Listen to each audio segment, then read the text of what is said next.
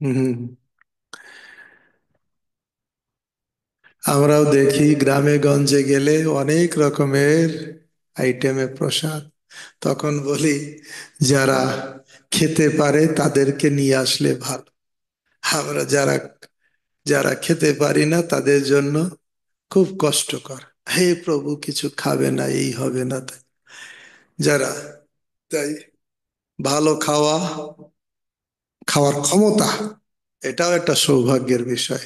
সবার কপালে ভালো খাওয়া জোটে না, বা খাবার খেয়ে হজম করতেও পারে না।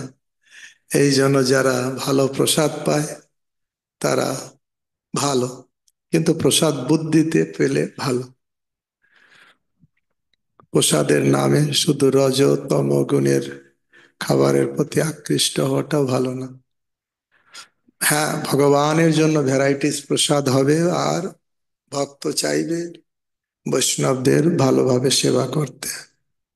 কিন্তু কে কতটা গ্রহণ করবে, কার কতটা ক্ষমতা, সবটাই নিজের কাছে। এটা বাংলায় কথা না, আপন রুচি খাওয়া, পরের রুচি পরনা, নাকি? আপ রুচি খানা, পর রুচি পরনা।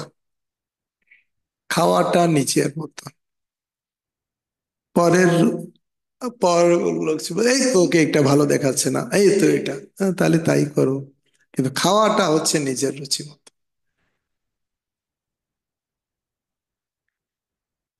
মহাপ্রভু তো স্বয়ং ভগবান, মহাপ্রভু জগন্নাথ রূপে তিনি অনেক প্রসাদ গ্রহণ করেন, আর ভক্তরা ভগবানকে সেবা করতে চান।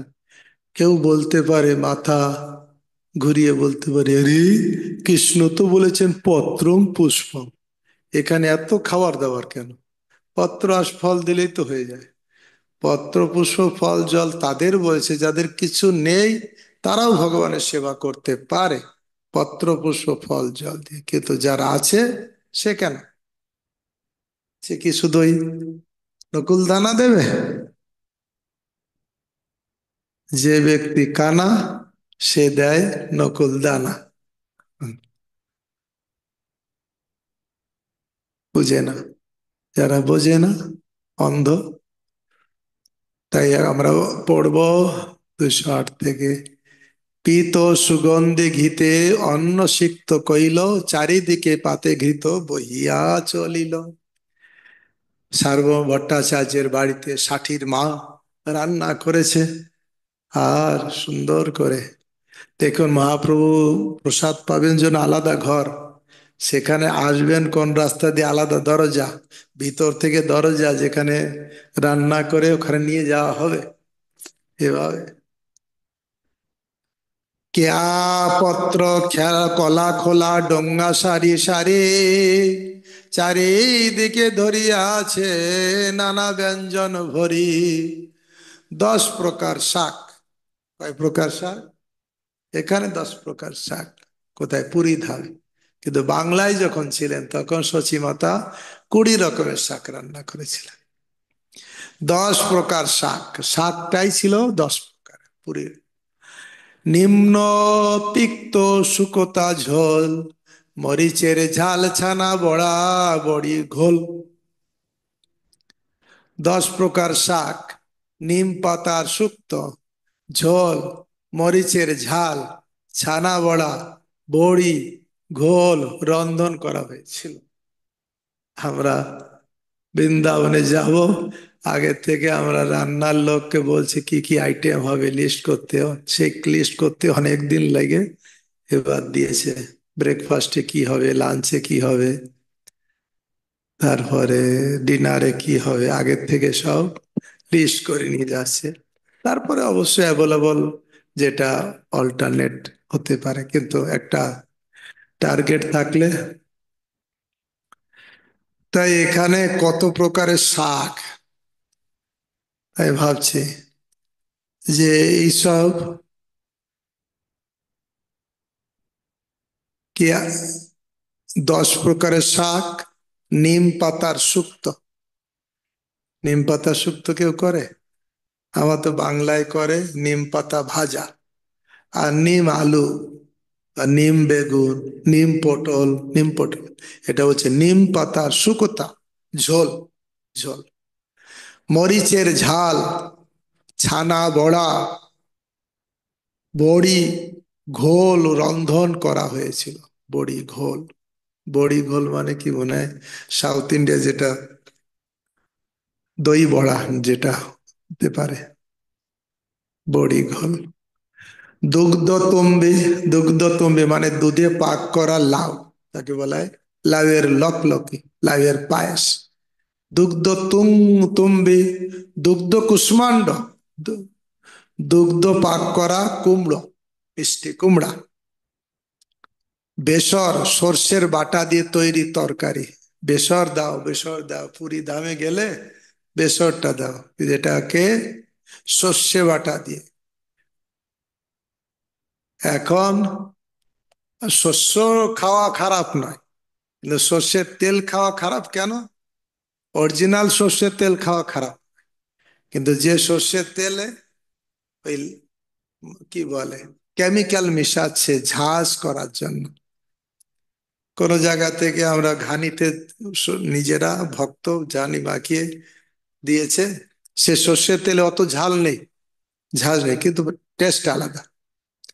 তা সর্ষের দিয়ে গোটা শস্য দিলে তাতে কোনো দোষ নেই, কিন্তু আমরা যে 2 নাম্বারই 3 নাম্বারই তেল খাই, সানফ্লাওয়ার বলুন আর এই একাদশীতেও তেল যেটা কি খাওয়া হয়, তার সঙ্গে কর্নফ্লাওয়ার যে দেওয়া হয়, মুশকিল। এই জন্য সর্ষে বাটা দিয়ে তৈরি তরকারি পুরি, পুরী ধামে ফেমাস। বেসর দাও, বেসর দাও বলবে, দেখবেন পান্ডারা বেসর মানে সর্ষে বাটা দিয়ে একরকম তরকারি, ভালো লাগে। লাফড়া মহাপ্রভুর খুব প্রিয় ছিলেন, লাফড়া 5 প্রকার সবজি সিদ্ধ করে পাঁচফোড়ন একটু হালকা দিয়ে, ফোড়ন দিয়ে, ঝাল লবণ দেওয়া, লাফড়া। পিঠা পানা বেশি মহাপ্রভু পছন্দ করতেন না। পিঠা পানা দাও তা সবাকারে, আমারে আনিয়া দাও লাফড়া ব্যঞ্জনে। লাফড়া কত, লাফড়া, এখন তো লাফড়া আমরা বলি পাঁচমিশালি সবজি,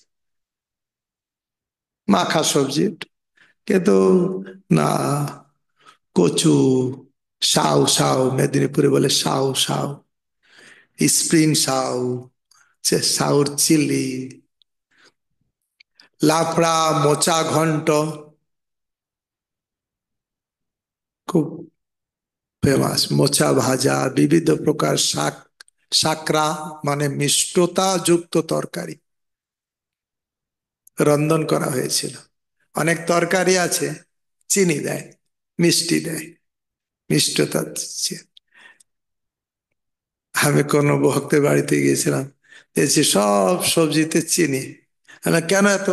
না, আমার গোপাল তো একটু মিষ্টি না হলে খেতে ভালোবাসে না। এই গোপাল, কিন্তু আমরা তো আর গোপাল নয়, আমাদের যে অবস্থা খারাপ, সুগার বেড়ে যাবে।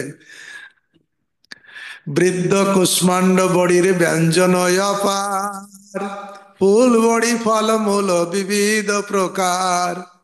অপর্যাপ্ত পরিমাণে বুড়ো কুমড়ার বড়ি, ওই যে চাল কুমড়ার বড়ি, ফুল বড়ি, বিভিন্ন প্রকার ফুল দিয়ে তো ফুল বড়ি, বিভিন্ন প্রকারের ফল মূল জোগাড় করা হয়েছিল। আর নবনিম্ব পত্র সহ বৃষ্টাবার তাকি, ফুল বড়ি পটল ভাজা, কুষ্মাণ্ড মান চাকি। কচি নিম পাতা সহ বেগুন ভাজা, ফুল বড়ি পটল ভাজা, ছোট ছোট চাকতি করে কুমড়ো, এটা ছোট চাকতি করে কুমড়ো ভাজা, মান কচু ভাজা, মান কচুর চাক মহারাজ পছন্দ করেন, ডালিয়ার সঙ্গে মান কচু ভাজা, এরকম গোল থাকবে। ওই যে মান কচু আছে না, মান কচু থাকে এরকম পরিমাণ, তাকে মাঝখান দিয়ে কাটলে কাটলে ঠিক গোল গোল হয়। ছোট ছোট চাকতি করে কুমড়ো, মান কচু ভাজা রন্ধন করা হয়েছিল। আর কি, বৃষ্ট মাস মগধ সুপ, অমৃত নিন্দয়ে, মধুরাম্ব মধুরাম্বাদি, অম্ল 5-6, দেখুন, শাক প্রায় 10 শাক, তারপরে তিতো অনেক রকমের হয়েছে, এবার টকও অনেক রকম। ভাজা মাসকলাই ডাল, ভাজা মুগের ডাল রন্ধন করা হয়েছিল, যার স্বাদ অমৃতকেও পর্যন্ত নিন্দা করে। আর চাটনি, বড় মাছ দিয়ে 5-6 প্রকারের টক রন্ধন করা হয়েছিল।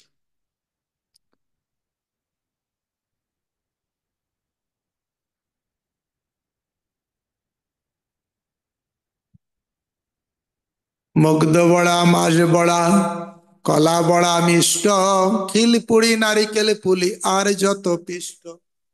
হ্যাঁ, বগারতিতে দুপুরে গায় না ভক্ত, মুগ্ধ বড়া, মাছ বড়া, রুটি কা ঘিতান্ন, শস্কুলি পিষ্ট কোয়া, পুলি পায়সান্ন। তো এই মুগ ডালের বড়া, কলাই ডালের বড়া, মিষ্টি কলার বড়া, আর খিল পুলি, নারিকেল পুলি, বহু প্রকারের পিঠা তৈরি করা হয়েছে। কত রকমের পিঠা, কত রকমের রান্না।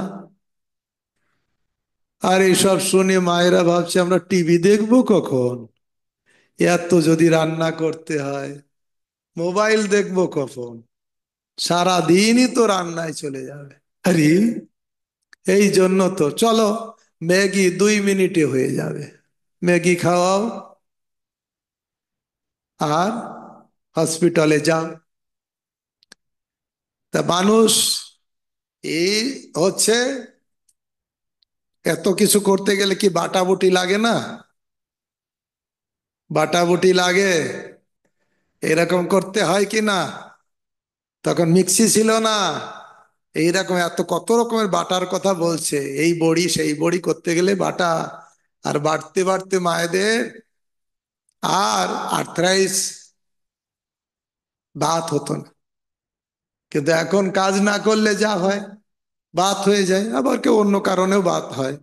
অনেকে না কাজ করে করে বাত হয়ে যায়, হাত, তখন ডাক্তারের কাছে করে, বলছে হাতে ব্যথা, এখানে ব্যথা, বলছে এইরকম করো এইরকম করো। আগে থেকে যদি বাটা বোটা করতো, তাহলে আর এরকম করতে হতো না। ডাক্তার বলছে তখন করবে, তখন দিন রাত বসে বসে এরকম করবে, এরকম করবে। আগে থেকে যদি বাটতো, কিন্তু এই মিক্সি এসে গেছে, দিয়ে দাও, সব শেষ।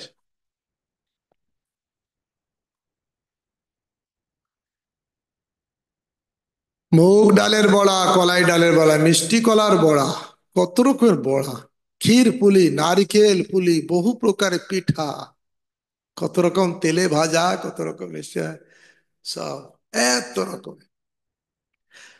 কাঁচি বড়া, দুগ্ধ চিড়া, দুগ্ধ লকলকি, আর যত পিঠা কইল কহিতে না শক্তি। কত রকমের যে পিঠা হলো, কাজি বড়া, দুগ্ধ চিড়া, দুগ্ধ লকলকি, চুষি পুলি যেটা, আর নানা প্রকারের পিঠা তৈরি করা হয়েছিল, যা আমি বর্ণনা করতে অক্ষম। কবিরাজ গোস্বামী বলছে আমি আর কত বলবো। ঘিত সিক্ত পরমান্ন, ঘি আছে, পরমান্ন, এখন তো শুধু অন্নের ভিতরে একটু দুধ আর চিনি দিয়ে দিল, হয়ে গেল, যাও নাকি বলে। কিন্তু পায়েস করার সুন্দর, দুধটাকে গরম করতে করতে করতে করতে করতে অল্প অন্ন যাবে, চিনি খুব কম, আর দুধের গন্ধে মিষ্টি হবে, আর সেটা হচ্ছে পরমান্ন। তাড়াতাড়ি ভাত হয়ে গেছে, তার ভিতরে দুধ দিয়ে আর চিনি দিয়ে নামিয়ে দেওয়া হয়ে গেল। ঘি তো সিক্ত, তার ভিতরে ঘিও একটু দেয়া হবে, ঘির একটা গন্ধ আসে। মৃত কুণ্ডিকা ভরি, চাপা কলা, ঘন দুগ্ধ আম্রতা ধরি। ভক্তগণ, এগুলো সব ভগবানের জন্য করা হয়েছে। আপনারা নিজে খেতে গেলে অবস্থা খারাপ, কিন্তু নিজে খেতে পারেন আর না পারেন, ভগবানের জন্য সবসময় না পারলেও মাঝে মাঝে এসব লিস্ট দেখে দেখে মায়েদের রান্না করা দরকার, যে আমি ভগবানের জন্য আজ দেখব কত রকমের করতে পারি। ভগবানকে দিন। অদ্বৈত আচার্যের গৃহে এসে মহাপ্রভু যখন দেখেছে এত প্রসাদ, তখন বলছে ভগবানকে এত প্রসাদ যে নিবেদন করে, তার চরণ নিয়ে মাথায় রাখা হয়েছে, এরকম হয়েছে। ওই যে অন্ন যে কৃষ্ণকে করায় ভোজন, জন্মে জন্মে শিরে ধরো তাহার চরণ। হ্যাঁ, তার চরণ মাথায় নিতে বলছে। তাহলে কত তাকে রেকগনাইজ করেছে যে ভালো মন্দ রান্না করে করে ভগবানকে দেবে। ভালো, এটা ভক্তি। ভক্তি মানে অলসতা নয়, বিছানায় শুয়ে থাকলাম শুধু মোবাইল টিপলাম, এটা ভক্তি না। ভক্তি মানে প্র্যাকটিক্যাল, ভগবানের জন্য করতে হবে, ভগবানের জন্য সময় দিতে হবে, ভগবানের ড্রেস করতে হয়, ভগবানকে পরিষ্কার করতে হবে, ভগবানকে অর্চন করতে হবে, ভগবানের জন্য সুন্দর সুন্দর রান্না করতে হবে, ভগবানের জন্য ভালো ভালো জিনিস অর্ডার দিয়ে আনতে হবে, ভগবানের জন্য পোশাক, সব কিছু ভগবানের জন্য। এক যদি নিজের জন্য করেন সেটা হবে নরকে যাওয়ার রাস্তা, আর এটাই ভগবানের জন্য করবেন ভগবত ধামে চলে যাবেন। এখানে সেবা, সেখানে সেবা, এখানে রান্না সেখানে রান্না, ভগবানের জন্য ভক্তগণ। এই জন্য দেখুন সার্বভৌম ভট্টাচার্য, তার স্ত্রী ষাঠির মাথা, কত সুন্দর ভক্তি দিয়ে ভালোবাসা দিয়ে এক একটা জিনিস আইটেম করতে গেলে কত সময় লাগে। একটা বড়া করতে গেলে সেটাকে বাটতে হবে, ডাল বাটতে হবে, ভিজিয়ে রাখতে হবে, আপনারা মায়েরা ভালো করে জানেন আমাদের থেকে। এক একটা আইটেমের জন্য কত রকম চিন্তা ভাবনা, একদিন দুই দিন আগে থেকে চিন্তা করতে হবে কালকে আমি এই এই রান্না করব, আজকে সন্ধ্যায় এটা ভিজিয়ে রাখবো। তার নাকি এমনি হঠাৎ হয়ে যাবে, কিচেনে গেলাম সুইচটা অন করে দিলাম, মিক্সিতে করে দিলাম, একটা সঙ্গে এটা মিশিয়ে দিলাম, চলো হয়ে গেছে, হয়ে গেছে, এরকম না। প্র্যাকটিক্যাল। কিছু মনে করবেন না, যা মনে আসছে বলে দিচ্ছি। গীত সিক্ত পরমান্ন মৃৎকুণ্ডিকা ভরি, চাপা কলা ঘন দুগ্ধ আম্রতাহা ধরি, রসালা মতিত দধি সন্দেশ অপার, গৌড়ে উৎকলে যত ভক্ষের প্রকার। যত যত খাবার বাংলায় ছিল, যত তত খাবার উৎকলে উড়িষ্যায় ছিল, সব এক জায়গায় করেছে। শ্রদ্ধা করে ভট্টাচার্য সব করাইল, শ্রদ্ধা করে, খুব নিষ্ঠা করে ভট্টাচার্য, সারমেয় ভট্টাচার্য সব করাইল। শুভ্র পিঠ পিঠ পরিসূক্ষ্ম বসন পাতিল, দুই পাশে সুগন্ধি শীতল জল ঝারি, অন্ন ব্যঞ্জন পরিদিল তুলসী মঞ্জরি। সুন্দর, অতি উপাদেয় দইয়ের মাথা, দইয়ের খেতে হয় মাথা, না দইয়ের নিচে, দইয়ের উপরেরটা, দইয়ের মাথা। বিবিধ প্রকার সন্দেশ, গৌড় উৎকলে যত প্রকার রান্নাও রয়েছে, শ্রদ্ধা সহকারে স্বামী ভট্টাচার্য সেসব রন্ধন করালেন। সাদা পিঁড়ির উপর একটি পাতলা কাপড়ের আসন পাতা হলো, তার দুই পাশে সুগন্ধি শীতল জলের ঝাড়ি রাখা হলো, সমস্ত অঞ্জন ব্যঞ্জনের উপর তুলসী মঞ্জরি রাখা হলো। ভক্তি। অমৃত গুটিকা পিঠা পানা আনাইল, জগন্নাথ প্রসাদ সব পৃথক ধরিল। এ তো সব বাড়ির তৈরি, আবার এদিক থেকে জগন্নাথের প্রসাদ 56 ভোগ সব কিছু নিয়ে এসছেন।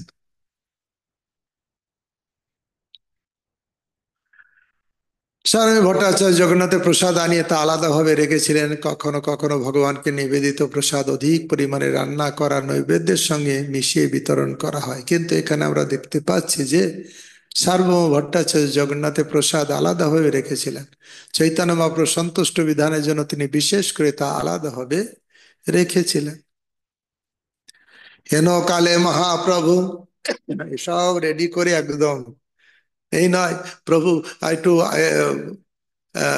এসে গেছেন, একটু বসুন, একটু অন্নটা হচ্ছে, অন্নটা হচ্ছে, আর একটু না, আসার আগে ওই সেবা ভাবটা,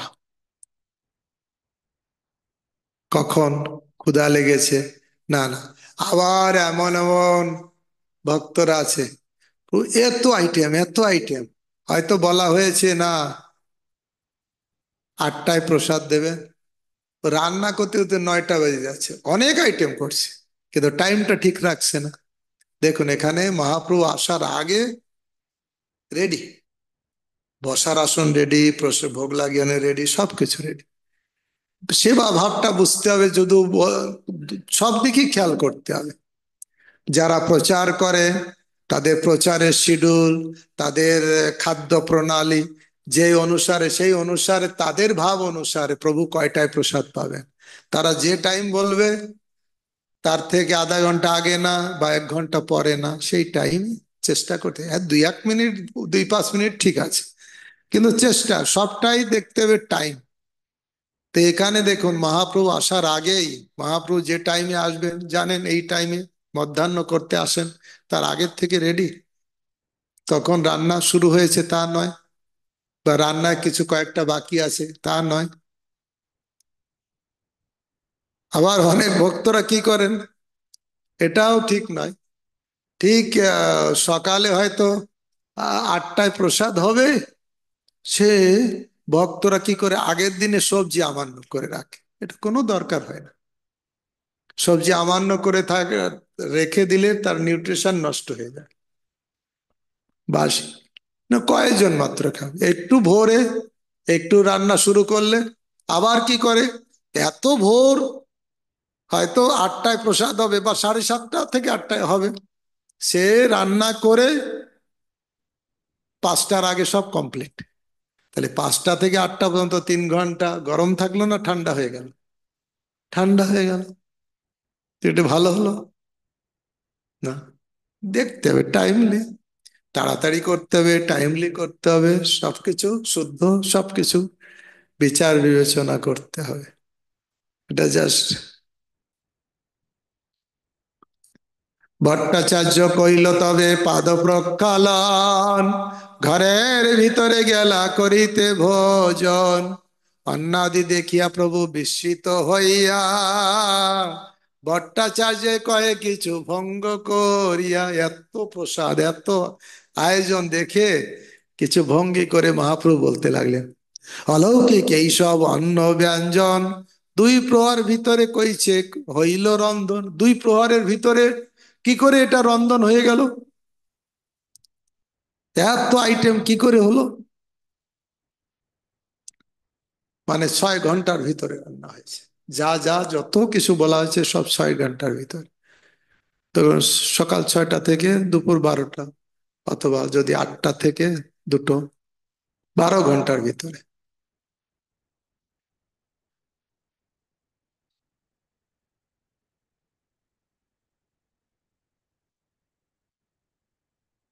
শত চুলায় 100 জন পাক যদি করে, মহাপ্রভু বলছেন, বলছি 100 লোক যদি 100টা চুলো জ্বালিয়ে রান্না শুরু করে, তবু শীঘ্র এত দ্রব্য রান্ধিতে না পারে। 100 লোক যদি 100টা চুলো জ্বালিয়ে রান্না করতো, তাও পারবে না। কৃষ্ণের ভোগ লাগাইয়াছ অনুমান করি, উপরে দেখিয়ে যাতে তুলসী মঞ্জরি। মনে হচ্ছে তুমি কৃষ্ণকে ভোগ লাগিয়েছো, উপরে তুলসী মঞ্জরি দেখছি। ভাগ্যবান তুমি, সফল তোমার উদ্যোগ, রাধা কৃষ্ণে লাগাই আছে তাদৃশ্য ভোগ। তুমি ভাগ্যবান, তোমার সবার, তোমার সফল, তোমার যে প্রচেষ্টা সফল। মহাপ্রভু রেকগনাইজ করলেন 100%। রাধা কৃষ্ণে লাগাই আছো তুমি, এত সুন্দর প্রসাদ। বলছেন আমার জন্য, বলছে রাধা কৃষ্ণের জন্য এত সুন্দর ভোগ লাগিয়েছো, তোমার জীবন সার্থক। এত উদ্দেশ্য। তো ভক্তগণ, বাড়িতেও বড় যজ্ঞ করা যায়। নিজে আজকে আমার মনে হয়েছে ভগবানকে ভালো রান্না কর, হ্যাঁ, মনের গুনগুন করে রান্না করুন, আর ভগবানকে ভোগ লাগান। নিজে ভক্তিযুক্ত দিয়ে ভোগ লাগান। ভগজ ভকত বৎসল শ্রী গৌর হরি। বিরাট বড় উৎসব লাগবে না, নিজেরাও না, আজকের বিশেষ দিন, আজকে আমরা ভগবানের জন্য কিছু করব, বিশেষ করতে পারে। ভাগ্যবান তুমি, ভাগ্যবান তুমি। কে ভাগ্যবান? যে এইরকম ভগবানের উদ্দেশ্যে ভোগ লাগায়। অন্যের সৌরভ বর্ণ অতি মনোরম, রাধা কৃষ্ণ সাক্ষাৎ ইহা করিয়াছে ভোজন। এত সুন্দর অন্যের গন্ধ, এত সুন্দর পবিত্র। হ্যাঁ, নিশ্চয়ই মহাপ্রভু বলছে রাধা কৃষ্ণ গ্রহণ করেছে। তোমার বহুত ভাগ্য কত প্রশংসিব, আমি ভাগ্যবান ইয়ার অবশেষ পাবো। এমন ভক্তিযুক্ত দিয়ে তুমি গোবিন্দকে ভোগ লাগিয়েছো, আমিও ভাগ্যবান, তোমাকে আর কত গুণগান করব। আমি নিজেকে ভাগ্যবান বলে মনে করছি যে তোমার এই ভক্তিযুক্ত অফারিং যে প্রসাদ, সেটা আমি কিঞ্চিত কিছু পাবো। তে ভক্তগণ দেখবেন, কেউ ভক্তিযুক্ত ভাবে ভগবানের যখন সেবা করে, সেবা দেয়, তার বাড়ি অন্ন সবজি সাধারণ শাক খেয়ে আপনি অত তৃপ্তি লাগবে। আবার কোনো জায়গায় যদি তার, যারা দাতা, যার মানসিকতা ভালো নেই, আহ, টাকা আছে পয়সা আছে, হ্যাঁ ভালো মন্দ অনেক কিছু আইটেম করেছে, কিন্তু মুডটা ভালো নেই, তখন দেখবে সেখানে খেতে রুচি হবে না। কিন্তু আবার কোনো জায়গায় গরিব মানুষ, কিছু নেই, শাক পাতা দিচ্ছে, তাতে আপনাকে অনেক খুশি লাগবে। কারণ ভগবান ভক্তির দ্বারা বশীভূত। সারমী ভট্টাচার্য, ষাঠির মাতা, খুব শ্রদ্ধা করে রন্ধন করেছেন, ভগবানকে নিবেদন করেছেন।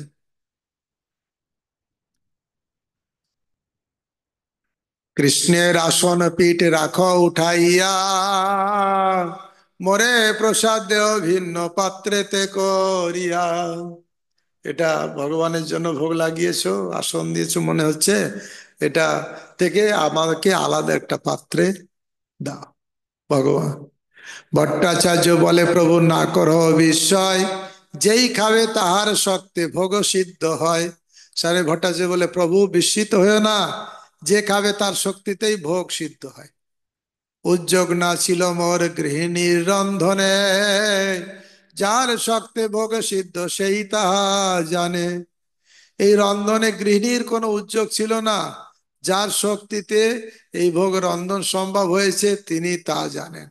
ভগবানের শক্তিতেই, আমরা কিছু নয়, প্রভু ভগবানই করিয়েছেন আমাদের দিয়ে এরকম। এই তো আসনে বসি করহ ভোজন, প্রভু কয়ে পূজ্য এই কৃষ্ণের আসন। স্বামী ভট্টাচার্য বলেন, ওই আসন যেটা ভগবানের আসন, ওইটাতে বসুন, প্রসাদ পান। বলে, না না, এটা কৃষ্ণের আসন, আমি ওখানে বসবো না। এই তো আসনে বসি করহ ভোজন, প্রভু কয় পূজ্য এই কৃষ্ণের আসন। কৃষ্ণের আসন পূজনীয়, শ্রীকৃষ্ণের জিনিস অন্য কারো ব্যবহার করা উচিত নয়। যে থালায় ভোগ লাগানো হয়েছে সেই থালায় অন্য কাউকে খেতে দেওয়া উচিত নয়, নিজেও খাওয়া উচিত নয়। সেই থালার সঙ্গে নিজেদের খাবারটা, খাবার কি ওই থালা টাচ করা উচিত নয়। তেমনি গুরুদেবের ব্যবহৃত জিনিসও অন্য কারো ব্যবহার করা উচিত নয়, এটি হচ্ছে রীতি। শ্রীকৃষ্ণ এবং গুরুদেবের ব্যবহৃত দ্রব্য পূজ্য, সেই জন্য প্রভুপাদের ব্যবহৃত জিনিস সব মিউজিয়ামে রাখা হয়েছে, সবাই যে প্রণাম করে। বিশেষ করে তাদের বসবাসের আসন কখনো কারো ব্যবহার করা উচিত নয়। এই রীতি সাবধানে মেনে চলা সকলেরই কর্তব্য। অনেক সময় বোঝে না, সাধুদের আসন যে আরেকজন বসে পড়ে। ভট্ট কয়ে অন্ন পীঠ সমান প্রসাদ, অন্ন খাবে পিঠে বসতি কাহা অপরাধ।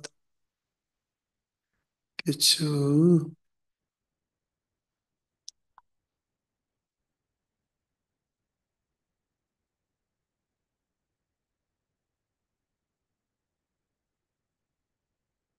সারমেয় ভট্টাচার্য বলে, অন্ন এবং বসার আসনে দুটিই ভগবানের প্রসাদ।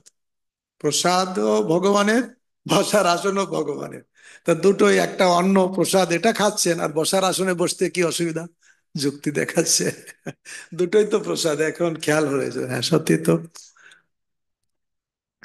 অন্ন এবং বসার আসন দুইটি ভগবানের প্রসাদ। তুমি যদি ভগবানের নিবেদিত অন্ন প্রসাদ পেতে পারো, তাহলে তার আসনে বসতে পারবে না কেন? ভালো মায়াবাদীদের মতন। প্রভু কয়ে, ভালো কইলে শাস্ত্র আজ্ঞা হয়, কৃষ্ণের সকল শেষ ভৃত্য আস্বাদ হয়। বলে, ভালো কথা বলেছো, আসলে কি কৃষ্ণের যা কিছু সব অবশিষ্ট ভক্ত আস্বাদন করে। তয়োপযুক্ত গন্ধবাস অলঙ্কার চর্চিতা উচ্ছিষ্ট ভোজিনো দাস্তাস্তব মায়া জয় সহি। হে ভগবান আপনার মাল্য, এই যে মালা আমরা পরি, ভগবান পরেছে, আমরা কেন পরবো? তো বলছে কিছু জিনিস আছে পরা যায়, ওনার উচ্ছিষ্ট, আসনটা তো উচ্ছিষ্ট হলো না, আবার তো ওই আসনে ভগবানই বসবেন, এই জন্য মালাটা প্রসাদী হয়ে গেছে এটা। হে ভগবান আপনার মাল্য, আপনার গন্ধ, বস্ত্র, অলংকার ইত্যাদি যা অর্পিত হয়েছে তাতে ভূষিত হয়ে আপনার দাস স্বরূপ আমরা আপনার উচ্ছিষ্ট ভোজন করতে করতেই আপনার মায়াকে জয় করতে সমর্থ হব।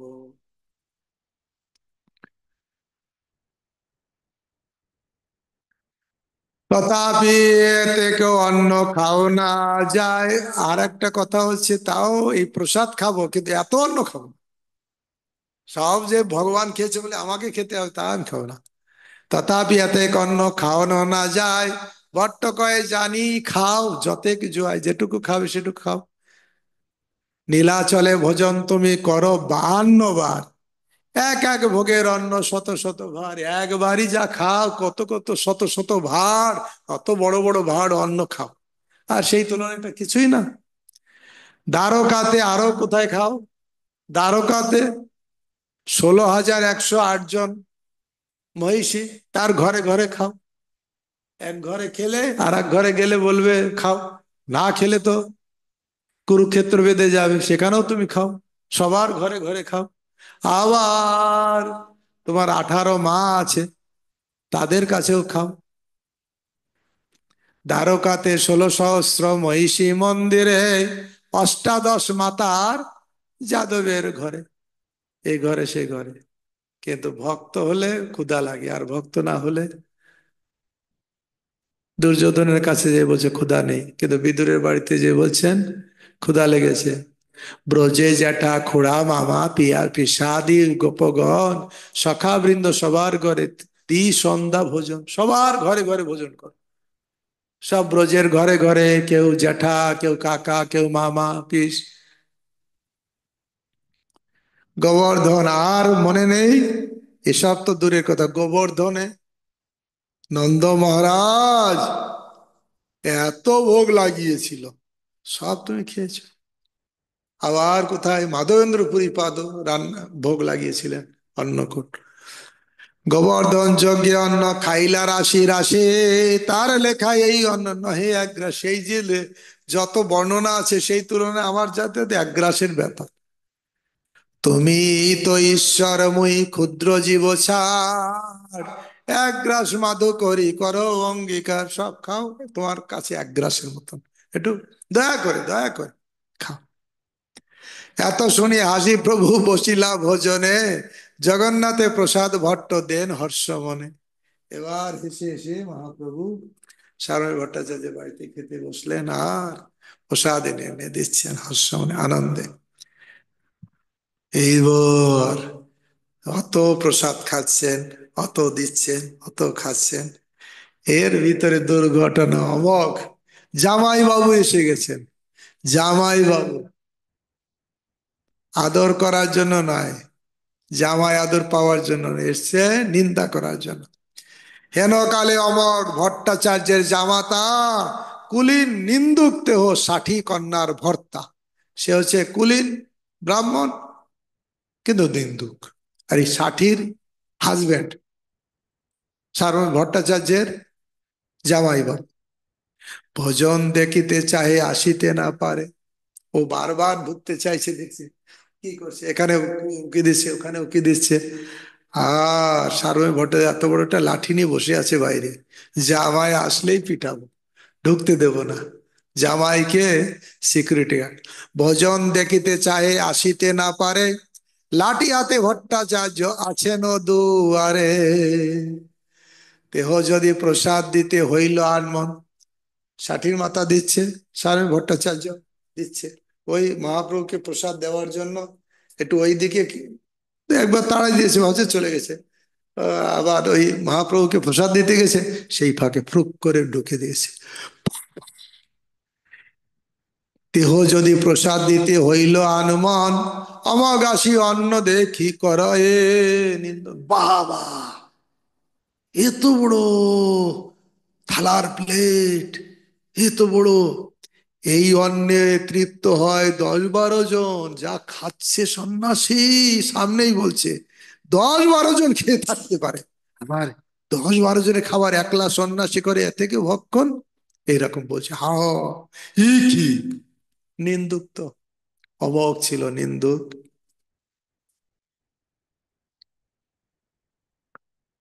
রামচন্দ্র, কি বলে, পুরী ছিল নিন্দুক। রামচন্দ্র পুরী, রামচন্দ্র খানও ছিল নিন্দুক।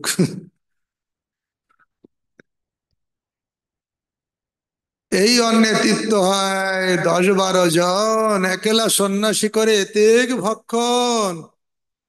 শুনিতেই ভট্টাচার্য উল্টিয়া চাইল, দেখছে কে এরকম বলছে, দেখছে নিজের জামাই, তার অবদান দেখে অমক পলাইলো। দেখছে শ্বশুর মশাই তাকিয়ে দিয়ে ফেলেছে, এবার তো পিটাবে, দৌড়।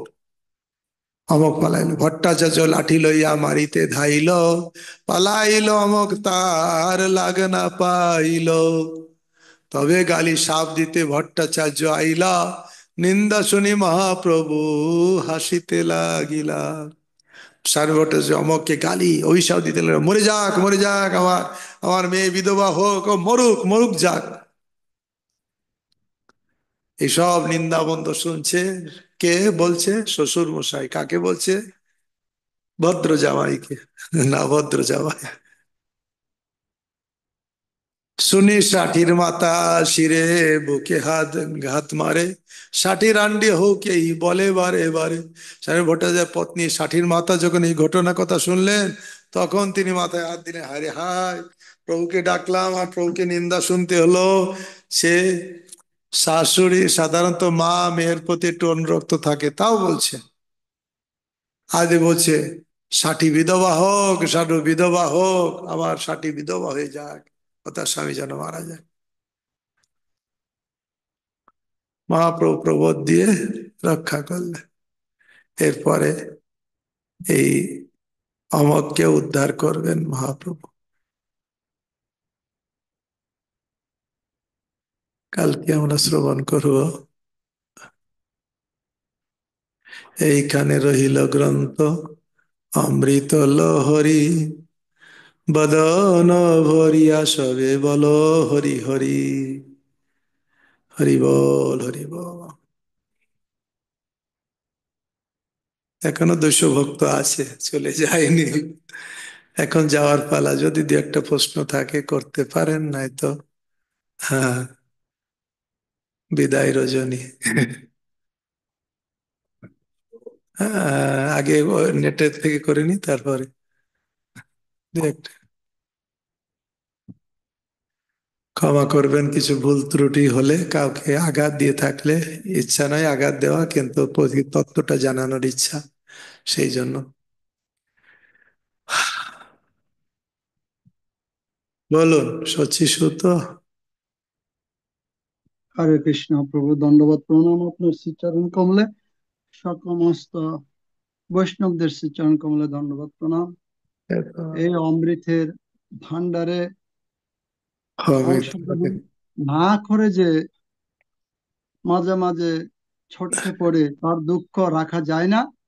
তবে আমরা যখন ভগবানের উদ্দেশ্যে ভোগ নিবেদন করি, তখন অনেক সময় আমাদের একটু সংশয় থাকতো এবং থাকে। বিশেষ করে আমার কথাই বলছি। তো এখানে মহাপ্রভু নিজে নিজে সার্বভৌম ভট্টাচার্যকে এখানে বলছেন যে ভগবানের উদ্দেশ্যে এরকম ভোগ নিবেদন করলে ভগবান যে কত খুশি হয়, কত প্রীত হয়, কিভাবে নিবেদন করলে কিভাবে ভগবান গ্রহণ করে, এ মহাপ্রভু স্বয়ং আমাদেরকে নির্দেশনা দিয়ে গেছেন। এর থেকে তো আমরা বাস্তবিকতা আর কিছু পাই না। তো এইরকম ক্লাসে যারা ভগবানকে জানতে চায়, ভগবানের উদ্দেশ্যে কিছু নিবেদন করতে চায়, এগুলো না দেখাটা মহা একটা মিস হয়ে যায়। তো ভালো। তো হরে আমাদের কৃষ্ণ হরে কার্যক্রম। কৃষ্ণ। ঠিক আছে, ধন্যবাদ। टाइम कम। হরে কৃষ্ণ প্রভু, ধন্যবাদ, প্রণাম। আজকে একটা অ্যানাউন্সমেন্ট করে রাখি সবাইকে, গুরুমজের পাঠ আছে 8টার সময় থেকে। আপনারা আধা ঘন্টা পরে, আধা ঘন্টা 25 মিনিট বাকি আছে, তাই না? পাঠ শুনবেন। অনেক প্রশ্ন উত্তর দিতে গেলে পরে দেখি, আমাকে এমনি হোয়াটসঅ্যাপে প্রশ্ন পাঠাবেন যদি চান। আমি সারাদিন এমনি এমআইতে প্রোগ্রাম আছে, তবুও চেষ্টা করবো উত্তর দিতে।